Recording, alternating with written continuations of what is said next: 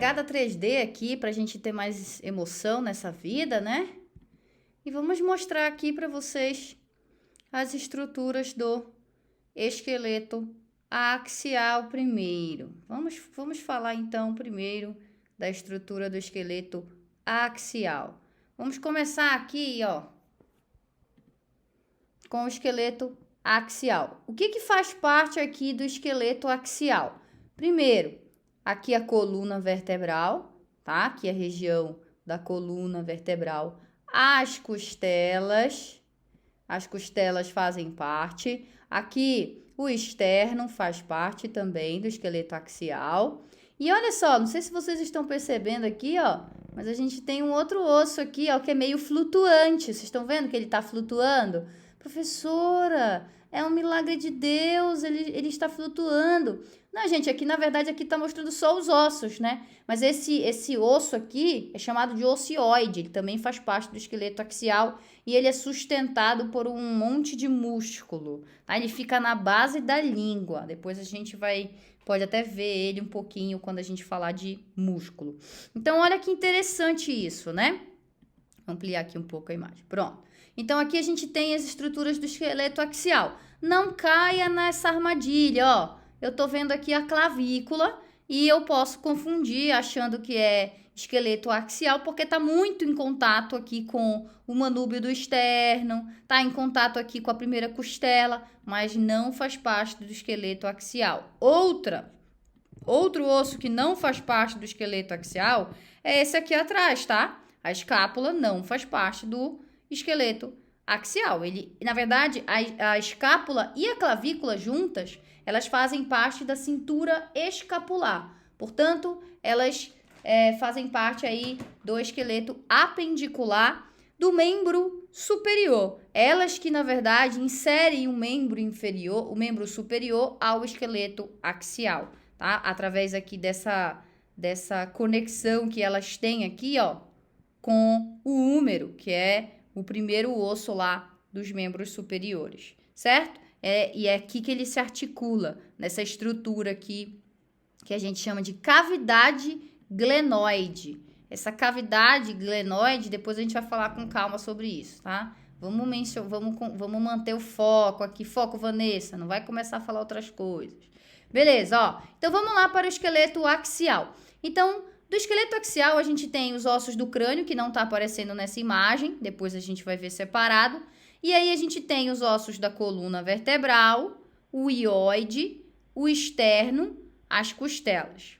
Bom, vamos falar aqui, vamos por partes. Vamos falar aqui, primeiro, das costelas. Então, a gente tem aqui o osso externo, que é um osso plano, tá? Que está situado aí na caixa torácica, né? Faz parte da caixa torácica, tá protegendo aí o coração, tá protegendo junto com as costelas os pulmões.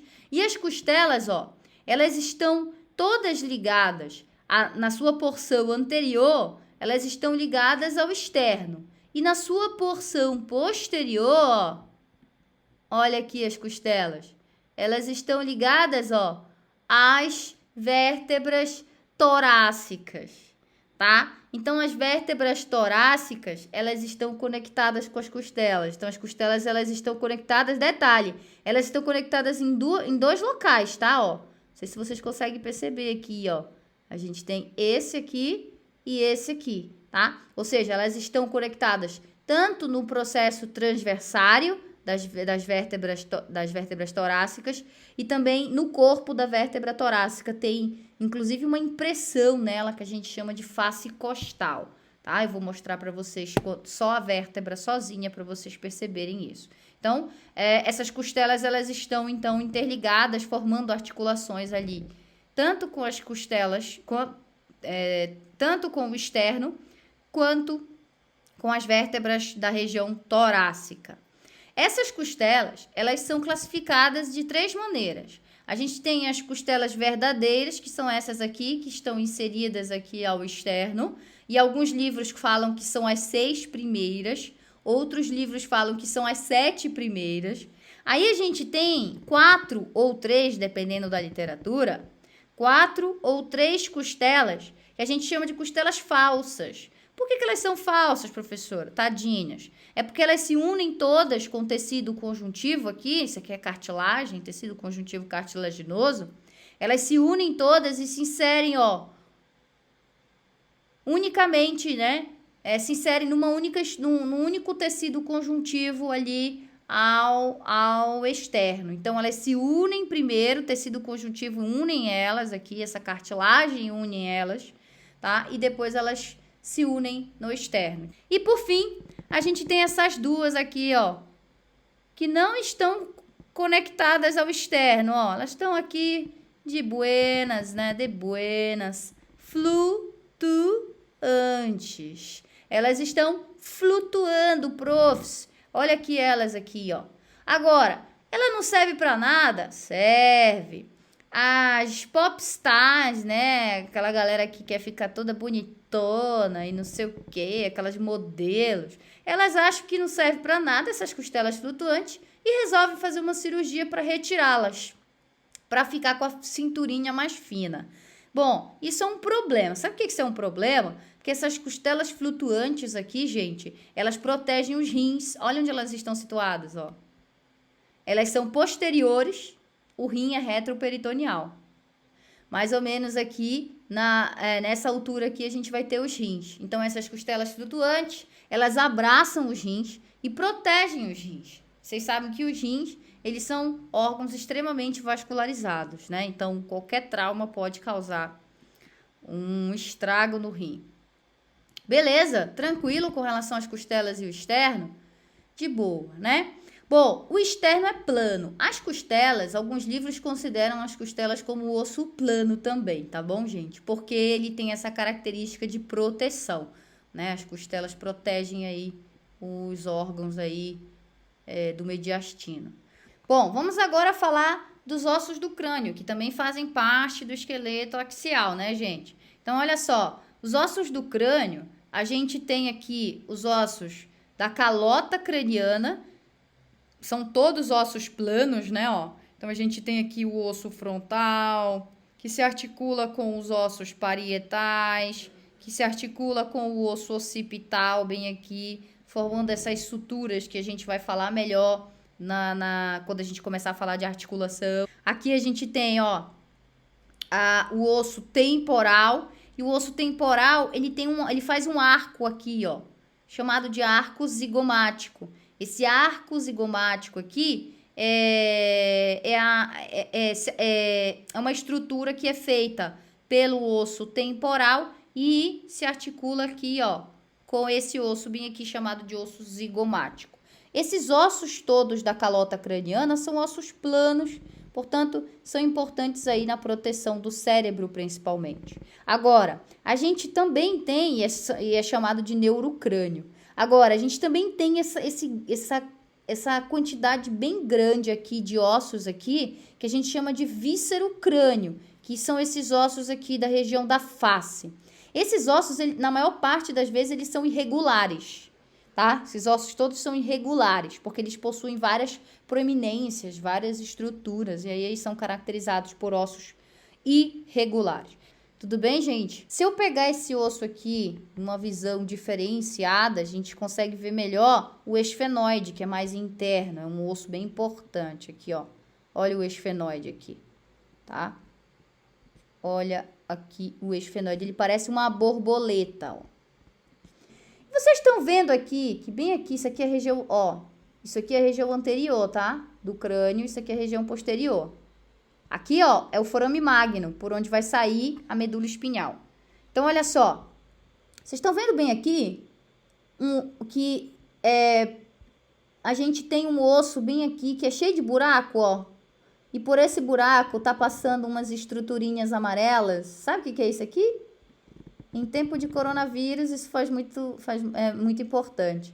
Isso aqui é o osso etimoide e é essa estrutura chamada de lâmina cribiforme, que é uma lâmina de osso do osso etimoide que é cheio de buraco, por onde vai penetrar fibras nervosas que vão formar o bulbo olfatório, que vai levar a informação olfativa para o teu cérebro.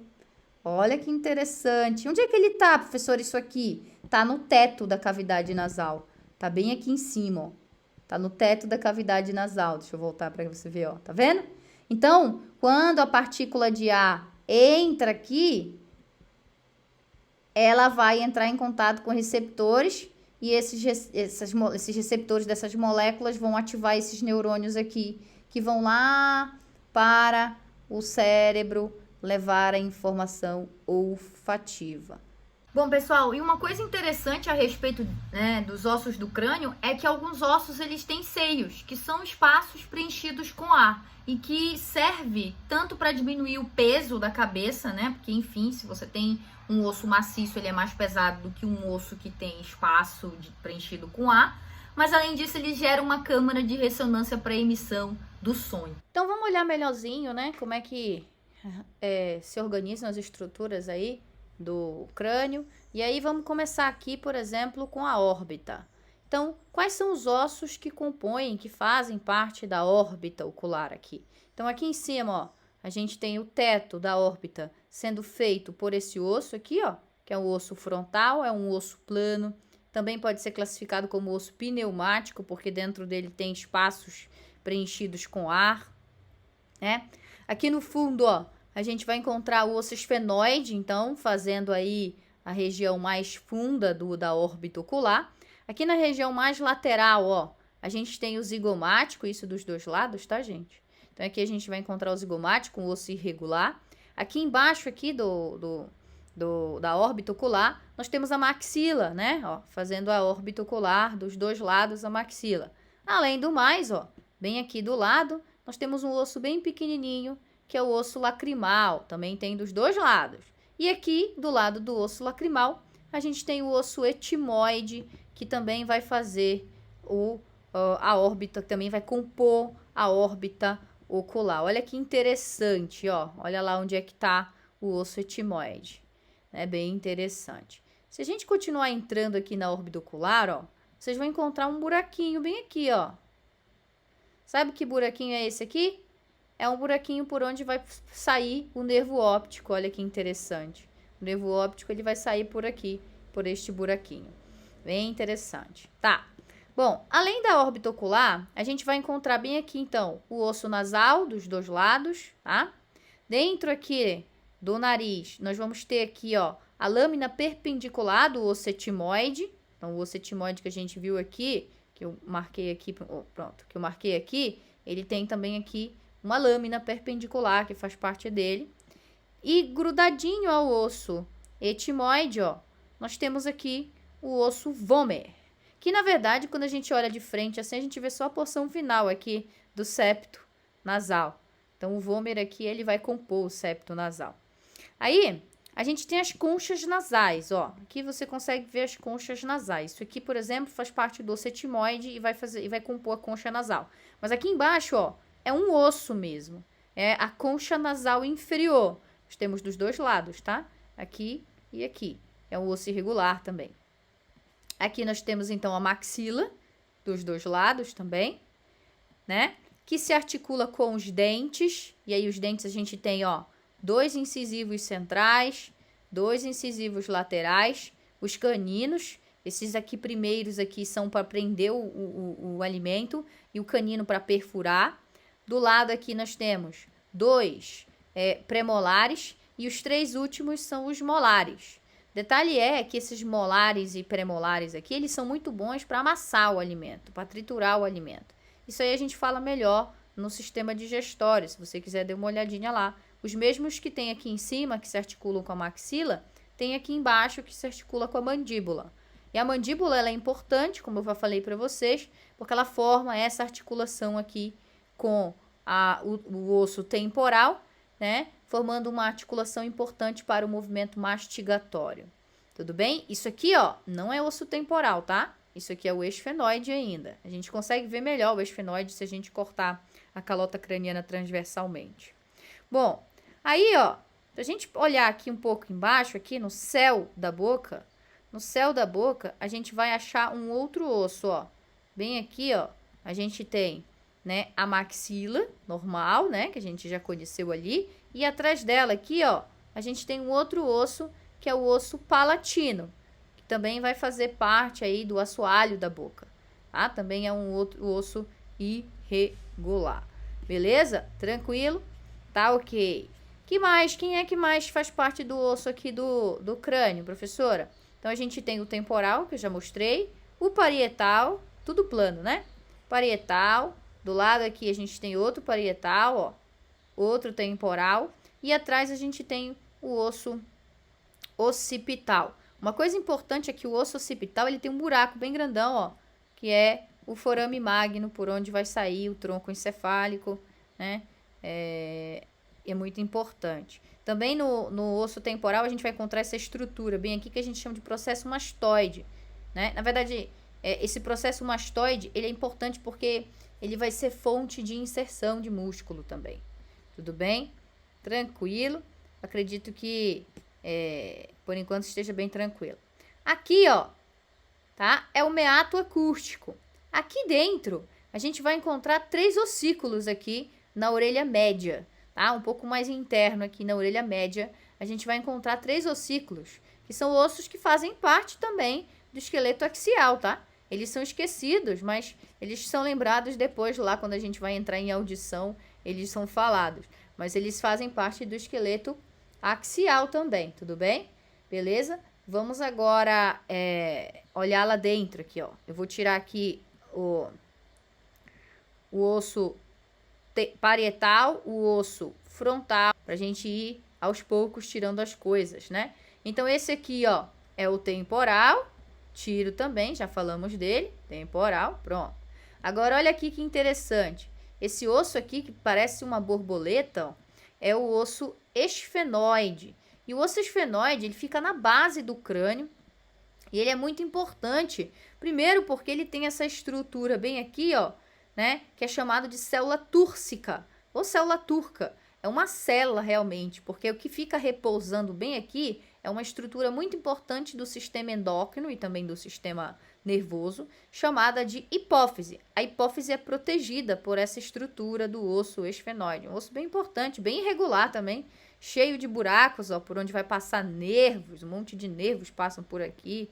Então, é cheio de buraquinho importante aí por essa passagem de nervos, depois eu vou mostrar para vocês. Aí, vamos tirar então aqui esse osso. Nós já tiramos todo pra gente olhar todos os ossos do crânio. Aí, ó, vamos olhar bem aqui, ó. Bem aqui, ó, eu mostrei já para vocês na outra peça. Aqui a gente tem o osso etimoide e aqui é a lâmina cribiforme do osso etimoide, por onde vai sair aí os nervos que fazem parte do nervo olfatório também. Já mostrei para vocês. Aqui o osso nasal, né? A gente está olhando aqui de fora, então vamos tirar aqui o osso nasal. Aí aqui a gente tem a maxila, que a gente olha melhor a maxila de frente. É muito mais fácil a gente identificar a maxila olhando, ó, olhando o crânio de frente, ó. Vamos tirar a maxila aqui, ó. Pronto. De frente fica mais fácil identificar a maxila, né, ó. Aqui. Então, tira a maxila de um lado, tira a maxila do outro. Aqui a gente tem a concha nasal inferior. Tira de um lado, tira a concha nasal do outro. Bem aqui a gente tem o vômer, que faz parte junto com o osso etimoide, forma aí o septo nasal, né? Tira também. Aqui os ossos lacrimais de um lado, de outro lado. Aqui, ó, o osso palatino, que faz ali o céu da boca, né? Junto com a maxila, forma o céu da boca. Tiro aqui os 2 palatinos, também super irregulares. O zigomático, tá? Tô tirando o zigomático também. E aqui a gente tem, ó, a mandíbula. O que sobra aqui? Isso aqui é ligamento, isso aqui é ligamento, tecido mole. Então, não vou falar disso aqui, não. E aqui, ó, sobrou os dentes. Então, esses ossos todos que eu falei, eles compõem os ossos do crânio. Bom, aqui é só para vocês identificarem, importante essa identificação, que os ossos do crânio de bebê, eles possuem um espaço maior entre os ossos planos do crânio, tá? Isso a gente chama de fontanelas. Essas fontanelas, na verdade, são tecidos fibrosos, que são ainda abundantes na criança, que fazem com que esses ossos consigam se mover entre eles. Formam uma articulação móvel temporária. e logo depois vai se transformar em uma sutura e que, portanto, não vai ser mais dotado de movimento. Bom, e vocês lembram do que eu falei do ocioide? Que ele parece que ele fica flutuando, né? Olha aqui ele aqui, ó. Realmente, ele não tá bem flutuando, né? Ele faz parte, ele aqui, ó, ele tá aqui na base, bem próximo da língua, e olha o que tá inserido nele. Músculos. Então, ele tá associado a músculo aí, o músculo grosso, o músculo extrínseco da língua. Bom, aqui, ó, deixa eu só mostrar para vocês por que existem esses forames nesses ossos todos. Então, bem aqui a gente tem o osso esfenoide, ó. Olha o buraquinho aqui do osso esfenoide. Esse buraquinho aqui a gente chama de forame, ó. É por onde vai passar o nervo óptico que vai levar a informação da visão. Além do mais, na lâmina cribriforme, que eu mostrei para vocês aqui do osso etimoide aqui, ó. A gente tem a lâmina cribriforme cheio de buraquinho e olha o que está passando por esse buraquinho. Opa, olha o que está passando por esse buraquinho. Nervos que vão compor o nervo olfatório, que depois vai formar essa estrutura bem aqui chamado de bulbo olfatório, que vai levar a informação olfativa para o córtex olfatório. Olha que interessante, né? Então é para isso que existem esses forames todos, ó. Aqui a gente tem um forame também infraorbital, ó. Esse forame infraorbital também passam nervos. Então é importante saber que esses forames aqui todos que a gente está vendo aqui, eles são importantes, que é por onde penetram nervos, tá? Então aqui a gente tem, ó, mais forames penetrando, né? Nervos penetrando esses forames. Muito importante aí para a inervação dos tecidos moles, né? Que estão ali próximo dos ossos. O crânio, os ossos do crânio sendo dividido em neurocrânio, que são esses ossos aqui todos, ó. A maior parte deles aí sendo ossos planos, com exceção do esfenoide e o etimoide, que é um osso irregular. E os ossos do víscerocrânio, ó. São os ossos aqui que vocês estão vendo listados aqui, que são, em sua maior parte, aí, ossos irregulares. Bom, e aí existem vários tipos de fraturas que podem acontecer nos ossos do crânio. A gente tem as fraturas de calota craniana, né? E a gente tem vários tipos. Essa aqui, por exemplo, é cominutiva, ou seja, tem uma depressão com vários fragmentos. É claro que esses fragmentos eles podem romper aí, dura mater, né? De repente machucar aqui tecido nervoso, né? Enfim. A gente tem a cominutiva, a diástase, que é quando acontece ao longo de uma linha de sutura, e basilar, quando é fratura de base de crânio. Uma coisa interessante é que as fraturas zigomáticas aqui, ó, elas podem, né, embora seja uma simples fratura óssea, elas podem causar problemas visuais, como, por exemplo, a diplopia ou o ifema, que significa sangue na câmara do olho, né? Mas, professor, o que tem a ver isso? É porque, olha só, vocês estão vendo aqui que tem um ligamento, ó. Esse ligamento é um ligamento lateral, tá envolvendo o olho aqui, e ele tá inserido aqui no zigomático. Quando o zigomático fratura, ele cai, e esse ligamento repuxa, tá? E causando aí as alterações visuais. Quando a fratura é de parte média de face, a gente pode classificar essas fraturas segundo a classificação de Lefort. Então, a gente tem fratura do tipo 1, que é essa aqui, ó, tá? Um pouquinho mais branda. Aqui a gente tem a fratura que começa aqui na maxila, vai aqui por cima da cavidade do osso nasal, mas ainda inferior aos olhos, tá? Abaixo do olho. Bom, e a fratura Lefort do tipo 3, né? Tem aqui a fratura de ossos do assoalho aqui da órbita. Isso é um pouquinho mais grave, principalmente porque pode causar extravasamento de sangue aqui, ó, como nesse caso aqui. Esse extravasamento de sangue, esse hematoma, ele pode obstruir via aérea, por exemplo. E aí, claro, isso é uma fratura que pode culminar aí numa sintomatologia um pouco mais grave.